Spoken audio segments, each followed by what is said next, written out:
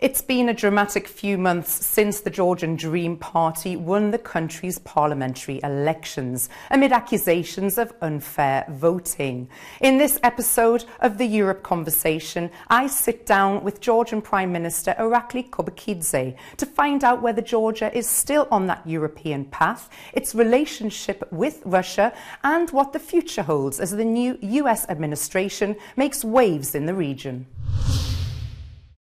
Prime Minister, great to see you again. Before the elections, you told Euronews that you wanted Georgia to be a fully fledged member of the European family. You know, after all that has happened between Tbilisi and Brussels since then, if Brussels were to call tomorrow, would you go, and would you go into talks and restart those negotiations? Well, thank you for your interest, and it's great to see you again and to have this opportunity to speak with you, to your audience. Yes, so we have a very strong foreign policy priority, and that's the full-fledged membership in the European Union. We are facing some significant challenges with the European bureaucracy, but we are still very optimistic that Georgia's EU membership by 2030 is achievable. So that's our medium-term goal, and we will be consistent in terms of following this goal. And I am hopeful that the approach towards Georgia will be more fair in the next upcoming years. So we will do our best in order to promote our European path. Are relations with the EU at a crisis point as far as you're concerned then? We are interested to have a kind of healthy relations with the European Union, which is not the case at this moment. But we are confident that it's not because of Georgia's policies. It's because of the European bureaucracy's policies towards Georgia. So if that policy changes, everything will be in a better shape. Looking at your strategy for moving ahead then, you know, is Georgia very firmly on that pro-European path? If it's not immediate, what is your path for the foreseeable future? Well, absolutely. So again, we are committed to the European integration. We stand ready to consistently fulfill all the obligations deriving from the association agenda, deriving from the DCFTA. So that's a very clear agenda. And we will be patient. We will wait for the European kind of decisions about Georgia's European integration. So we have to demonstrate this patience. But at the same time, we will consistently fulfill all the obligations which are about accelerating our European integration. How are you taking that conversation with the Georgian people forwards? You know, was the election enough? Do you think you'll be holding a referendum in the near future? So we are the government for all citizens. Our support was 54%, but around 38% of Georgians voted for the radical opposition. We have to take care also of their interests. It's also one of our responsibilities. What is your current relationship like with Russia? Do you have any plans to reopen the Russian embassy in Tbilisi? We have no diplomatic relations, and there is no space for restoring diplomatic relations because of the occupation of our two historic regions. Mm-hmm. And because of the so-called recognition of the so-called independence of Abkhazia and the Tskhin region. But we are running the pragmatic policy, and that's the key content of our policy towards Russia. We are keeping the trade and economic relations with Russia, and that's how we are going to run it further, to have pragmatic policy towards the Russian Federation. That's one of our kind of policy lines in terms of the kind of foreign policy of the country. Around 20% of Georgia's territory is occupied by Russia. You know, does Georgia intend to take those territories and reclaim them back? So the territorial integrity of Georgia is, of course, one of the national issues for our country, for our people. This territorial integrity is recognized by the international community, and of course we have to defend our national interest in this respect. But our vision is peaceful. We have been repeatedly saying that a non-peaceful solution is absolutely impossible in this case, and only peacefully we would like to restore our territorial integrity. It has no alternative. And we are hopeful that at some point this will be realistic. Let's see. Georgia has lost more than 14,000 lives through Russian aggression over the years. You know, Georgians understand the situation better than anyone else, you know, from anyone who suffered from a war.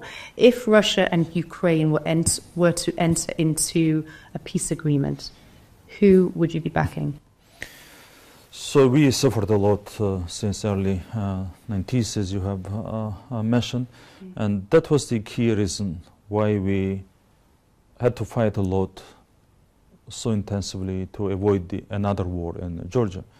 And it was not easy for us not to become the second front line, because there was a very high interest and there was a request in this respect, and we did our best to avoid another war in Georgia. In terms of the peace negotiations between Russia and Ukraine, I think it has no alternative. From the very beginning, from the February 2022, we have been saying that the ceasefire has no alternative. People are dying.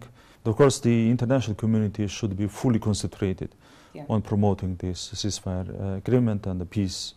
That's the key for improving the overall situation in the region and in the world. Do you see Georgia's future as being fully integrated into Western security and the economic system, even if it means a worsening relationship with Russia? So you know that we have quite clear foreign policy goals. In terms of the NATO integration, that's not on the agenda at this moment because of the Western countries' kind of decisions and approaches and the overall context around us, but the European integration is the key foreign policy priority. Of course, while making any step, we have to take into consideration all the side effects of it. For example, we had to make a very kind of crucial decision about not introducing sanctions against the Russian Federation, which was kind of requested behind the closed doors and sometimes also publicly by the Western stakeholders. We had to defend our national interests. So we had calculated quite in a simple way that introducing sanctions against the Russian Federation would cause a huge problems for the Georgian economy. Even in the first year, the recession would make around minus 10%. And according to the pessimistic scenario, it could reach even minus 18%. So finally, you always have to make balanced decisions. But finally, I think that we can finally become the full-fledged member of the European Union without sacrificing our key national interests. You mentioned earlier the new US administration. You know, they're bringing evolutions into the region. What is your focus there? Have you spoken to Trump yet? Not yet, but we are optimistic, and the Georgian people is optimistic when they are listening to the recent statements, also about the USAID, for example, about NED. So we have been talking about these problems since 2021. We have initiated the transparency law in Georgia, which has been criticized by the US Embassy very heavily under the previous administration. This law was just about the transparency, about submitting the annual financial declarations by the NGOs to the Ministry of Justice of Georgia. And the US Embassy under the previous administration said that it was the black day for Georgia. So we are very much happy that our messages are the same, coinciding with the new administration's messages. And of course, these developments make us very optimistic that we can restore the partnership with the United States. You know that the former administration suspended the strategic partnership with Georgia, And we have stated very clearly that Georgia is ready to restore the strategic partnership with the United States. Can you tell me about the strategic role that Georgia plays as a transit door between Asia and Europe? How important is that? Initiative. Historically, Georgia was connecting Europe with Asia and East with the West.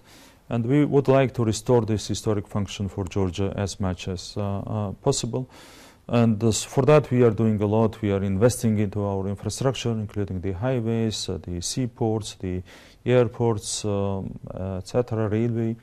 And of course, these investments create some new opportunities for Georgia. We would like to further strengthen the partnership with relevant countries on both sides of the trade, with Europe, with United States, and at the same time with the countries in the South Caucasus, with Central Asian countries, with China. I think these kind of trends, the positive trends that we enjoy at this moment, can promote the restoration of our strategic function. Very finally, if you could send individual messages to President Trump, President Putin, and then also to Europe, what would those individual messages be? I would have some common message for everybody around us. Fairness is the key. I think during the last years, we had to face a lot of unfair approaches. I think the fair approach can also properly promote the objective interests of all different countries around us. Prime Minister, thank you as always for talking to Euronews. Pleasure to see you today. Thank you. It was great. Thank you so much.